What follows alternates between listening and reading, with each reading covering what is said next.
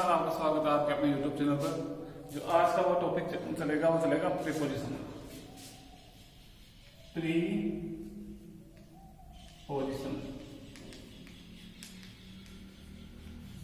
Preposition वैसे तो सारे कंप्लीट हो गए, लेकिन जो 3 टॉपिक थे बच गए थे। कौन कौन से? एट, दूसरा बाई, तीसरा विद। तीनों इंपोर्टेंट टॉपिक है। तो सबसे पहले अपन आज स्टार्ट करते हैं एट से। एट का प्रयोग कब कब होता है? एट का प्रयोग किसी निश्चित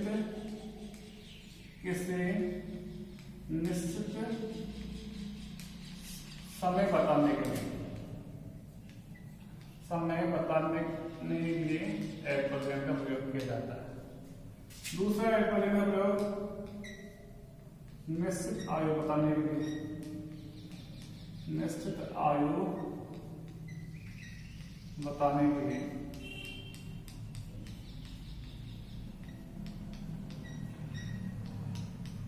तीसरा दिशा बताने के लिए, दिशा बताने के लिए। और चौथा गति की अवस्था, गति बताने के लिए।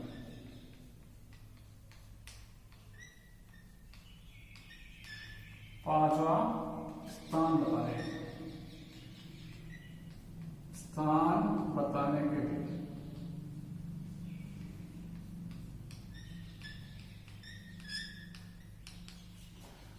ग्रामर में क्या होता है कि जो एट होता है वो बहुत इंपॉर्टेंट फैक्टर होता है, बहुत ज्यादा इंपॉर्टेंट चीज है। एट का जो प्रयोग है सबसे ज्यादा बार होता है किस में होता है? सबसे पहले मैंने बताया किसी निश्चित समय बताने के लिए किसका प्रयोग होगा? एट का प्रयोग। इसका अपन सेंटेंस में प्रयोग आगे करेंगे। दूसरा एट का प्रयोग होगा निश्चित आयु बताने के लिए किसका प्रयोग होगा? आयु। आयु के आगे हमेशा क्या लगेगा? एट लगेगा। और पहला है निश्चित समय बताने के लिए लगेगा एट लगेगा। एट 9 o'clock, एट 10 o'clock, इस तरह के क्वेश्चन में क्या आएगा? परीक्षा में प्रीपोजिशन कैसे पूछी जाएगी? परीक्षा में प्रीपोजिशन पूछी जाएगी समय के आगे आपको फिल इन द ब्लैंक करना होगा। फिल इन द ब्लैंक का मतलब प्रीपोजिशन दे रखी होगी एट, बाई, विथ या और कुछ दे रखा होगा, तो आपको कौन सा करना है? एट करना है। क्यों करना है? क्योंकि एक निश्चित समय बताने के लिए क्या होता है? एट का प्रयोग होता है। दूसरा निश्चित समय बताएंगे, निश्चित आयु बताने में, जैसे एट पे My uncle is at 50 years। इस तरह के सेंटेंस में क्या होगा? एट का प्रयोग होगा। दिशा बताने के लिए, डायरेक्शन बताने के लिए किसका प्रयोग होगा? एट का। डायरेक्शन के लिए किसका होगा? एट का प्रयोग होगा। गति बताने के लिए, स्पीड बताने के लिए, स्पीड कितनी है उसके लिए किसका प्रयोग होगा? हमेशा एट का प्रयोग होगा।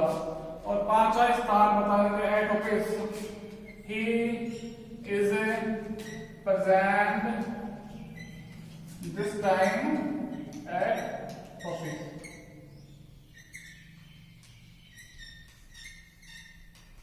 तो इसका अपन एक ढंग से वाक्य प्रयोग सीखेंगे आज।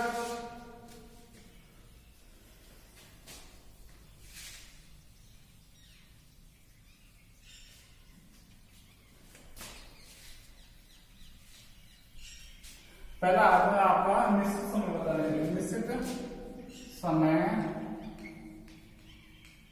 बताने के लिए, निश्चित समय बताने के लिए किसका प्रयोग होता है? हमेशा एट का प्रयोग होता है। जैसे at this 9 o'clock he is sleeping. इसका मतलब समझ रहे हो आप? इसका मतलब ये होता है कि इस समय के जो 9 बज रहे हैं, इस टाइम क्या कर रहा है? सो रहा है। तो मेरा भाव यह है कि जो समय है क्या है? निश्चित समय है। तो निश्चित समय के लिए क्या आएगा? एट का प्रयोग होगा। इस तरह के अनेक सेंटेंस में क्या होगा? एट का प्रयोग होगा। दूसरा निश्चित स्थान के लिए, निश्चित स्थान के लिए, निश्चित स्थान के लिए एट का प्रयोग होगा। एट का प्रयोग होगा। जैसे I am busy at present. तो समय बताने के लिए क्या होता है कि एट का प्रयोग होता है।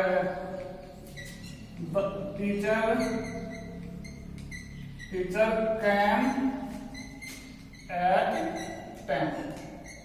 टीचर क्या करते हैं 10 बजे आते हैं। तो निश्चित समय के लिए क्या होगा एट का प्रयोग होगा। एक निश्चित स्थान बताने के लिए जैसे I met him at his office. मैं क्या किया मैंने उससे मैं कब मिला उससे एट ऑफिस मिला। ऑफिस में निश्चित समय निश्चित स्थान। तो इसका मतलब क्या होगा निश्चित स्थान में क्या होगा एट का प्रयोग होगा। और निश्चित समय के लिए किसका प्रयोग होगा एट। किन किन परिस्थिति में एट का प्रयोग होता है देखिए आप।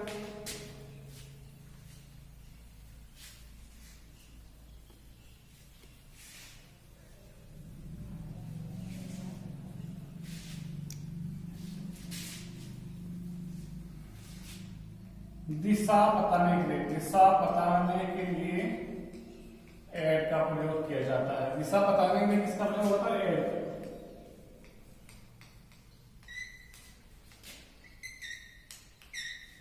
ही एंड एड बट्स।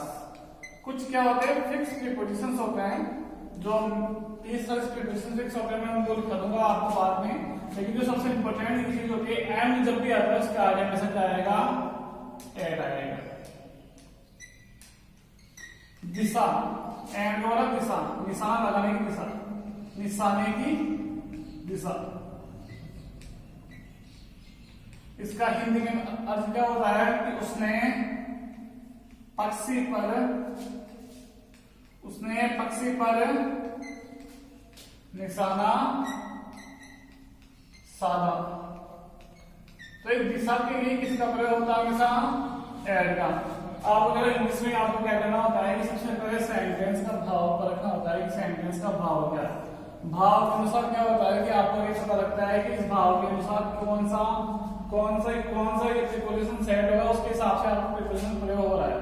आपको पता होना चाहिए दिशा का सवाल आ जाए कि दिशा की तरफ अगर कोई क्वेश्चन आ जाए तो क्या होगा हमेशा एड का प्रयोग होगा। अभी दिशा के लिए अगर समझा रहा है सामने वाला तो हमेशा एड का प्रयोग होगा।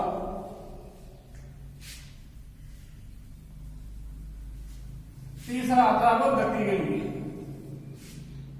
गति के लिए हमेशा एड का प्रयोग किया जाता है। गति के लिए एड का प्रयोग किया जाता है।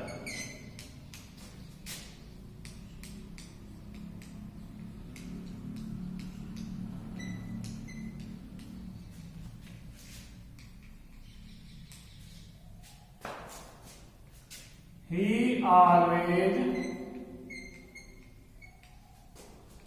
drive his car at 120 per hour kilometre. यह हमेशा क्या करता है 120 किलोमीटर प्रति घंटे की रफ्तार से क्या करता है ये अपनी कार हमेशा स्पीड से चलाता है। गति की अवस्था अगर आ गई आपको पता लगे कार क्या होता है। कार क्या होती है गति से चलती है स्पीड से चलती है। तो इस प्रीपोजिशन में आ गया है कि आपको कार के बारे में बता रखा है उसकी स्पीड के बारे में बता रखा है। तो स्पीड के आगे हमेशा गति के लिए क्या आएगा हमेशा एड का प्रयोग होगा। इस तरह के आप एग्जाम्पल दे सकते हैं। दूसरा आता आपका एक सामान्य आंकड़ा बताने के लिए नंबर बताने के लिए।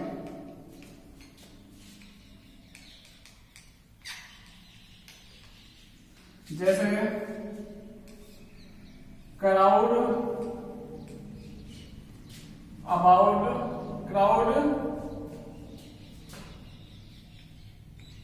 Can add 1000 people. तो सामान्य आंकड़ा बताने के लिए क्या होगा कि एड का प्रयोग होगा। कि आपको बताना है कि कितने लोग आए हैं तो आपको बताना है कि लगभग 1000 लोग आए हैं। तो 1000 के आगे क्या आएगा हमेशा एट आएगा। क्यों आएगा? क्योंकि आपने दे रखा है कि सामान्य कोई भी माप बताने के लिए, कोई भी नंबर बताने के लिए क्या होगा, एट का प्रयोग किया जाएगा।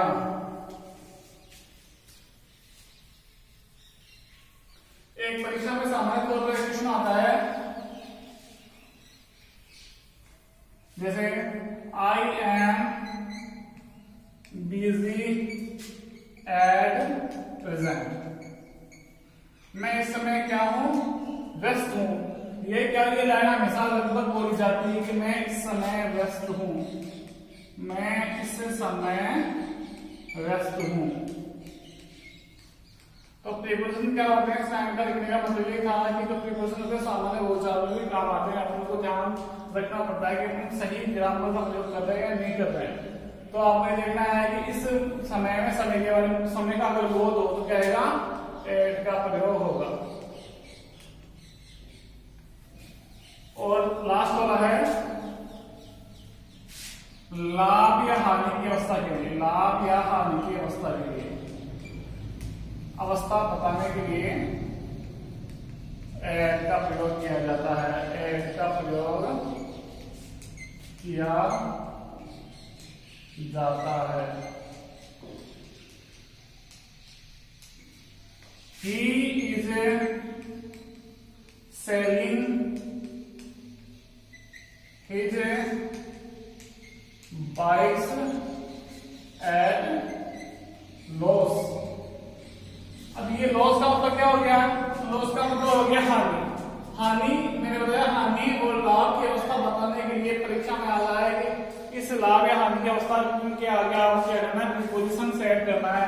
तो सब मतलब ये इंपॉर्टेंट चीज ये है कि लाभ हानि की अवस्था बताने के लिए किसका प्रयोग हमेशा, एट का।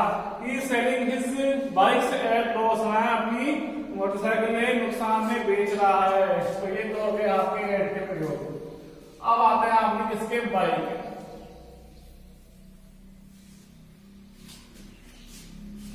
बाइक, बाइक के कई अर्थ होते हैं। जैसे पहला है पास से गुजरने की अवस्था। जैसे I am going to office by his noon, या by his कंपनी के लिए सकते आप, ये भी सही है, कंपनी। मैं क्या करता हूँ कि मैं ऑफिस जाता हूँ, गोइंग का हमेशा आगे जाएगा, गोइंग के आगे हमेशा टू आता है। ये क्या होती है, फिक्स प्रीपोजिशन होती है। गोइंग के आगे हमेशा क्या लगता है, टू लगता है। I am going to office, में रोज स्कूल या ऑफिस जाता हूँ और ऑफिस जो है मेरा उसके रूम के पास से होकर गुजरता है। तो पास से गुजरने की अवस्था को क्या कहते हैं, बाय का प्रयोग उसमें किया जाता है। दूसरा, किसी साधन से आने जाने हेतु, किसी साधन से आने जाने हेतु।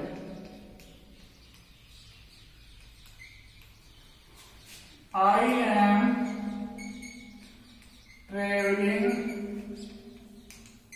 am traveling by bus।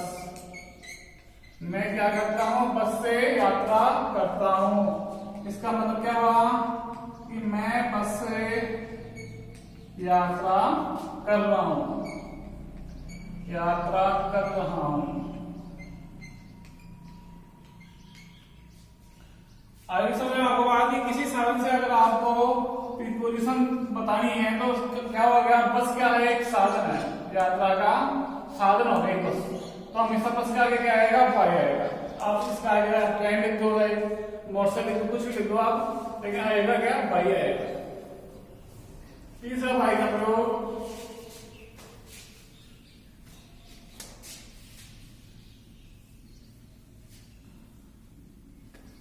शपथ के लिए हमेशा बाय का प्रयोग किया जाता है। शपथ के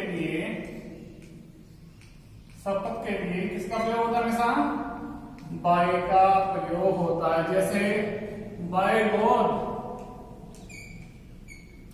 ही is a honest man, he is a honest man,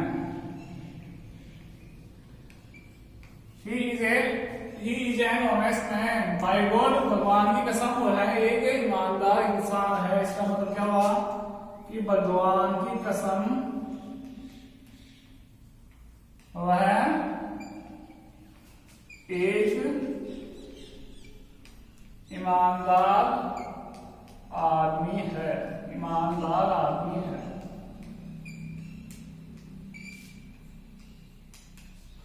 तो कहने का मतलब यह है कि जब आपको एक सेंटेंस का भाव पता लग गया है कि सेंटेंस में भगवान की क्या कर रहा है, शपथ खा रहा है, तो शपथ खाने के लिए किसका प्रयोग हमेशा बाय का। तो ये बहुत ही आमतौर पर बोलचाल की भाषा है बाई की। फिर भगवान की कसम है, अगर आपको अगर इंग्लिश में बोलनी है तो क्या आएगा, किस प्रीपोजिशन प्रयोग होगा, हमेशा बाय का। किसी समयावधि तक, किसी समयावधि तक बाय का प्रयोग किया जाता है, बाय का प्रयोग किया जाता है।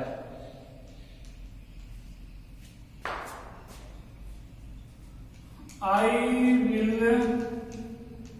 be return home by Monday। तो तक आ गया कि मैं मंडे तक, सोमवार तक क्या होगा, मेरे घर में वापस आ जाऊंगा। इसका मतलब क्या होगा कि मैं सोमवार तक अपने घर आ जाऊंगा, अपने घर आ जाऊंगा। तो किसी समयावधि में अगर आपको बताना हो कि भाई रिटर्न का तक शब्द का प्रयोग किया जाना हो कि मैं सोमवार तक, देखो एक प्रीपोजिशन आपको तभी समझ में आएंगे जब आपको सेंटेंस का पता होगा कि सेंटेंस का मतलब क्या है। फिर आपको ये पता मुझे प्रश्न में पूछ रहा है, कौन सा प्रीपोजिशन पूछ रहा है, तो उसके नियम याद रखने पड़ेंगे। और ये क्या होगा, किसी भी क्वेश्चन प्रैक्टिस से होगा। और ये आता है बाय का लास्ट प्रयोग,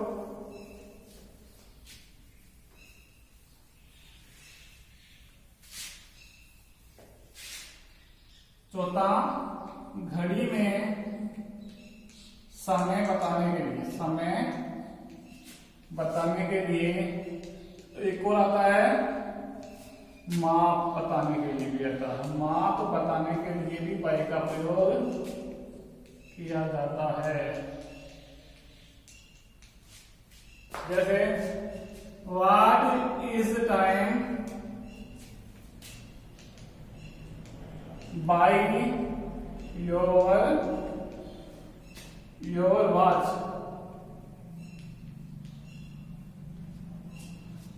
vice time by your watch, तुम्हारी घड़ी में क्या समय हो गया है, तुम्हारी घड़ी में क्या समय हो गया है, तुम्हारी घड़ी में क्या समय है, क्या समय है। तो आपको घड़ी में टाइम पूछना है किसी से, तो किसका प्रयोग करना होगा, हमेशा बाय का। Vice time by your watch, कि आपकी घड़ी में क्या है, समय क्या हो रहा है। तो ये एक इंपॉर्टेंट सेंटेंस है, परीक्षा में बहुत बार पूछा गया है। और लास्ट है माप बताने के लिए, I bought banana by 2 dozen. मैंने केले खरीदे कितने, 2 दर्जन केले खरीदे। तो दर्जन क्या आ गया, माप हो गई, भाव आ गया। दर्जन, दर्जन क्या आ गया, ये एक भाव होता है। भाव मतलब माप होता है किसी चीज का, संख्या में। तो भाव पूछने के लिए क्या आएगा, हमेशा बाय का प्रयोग होगा।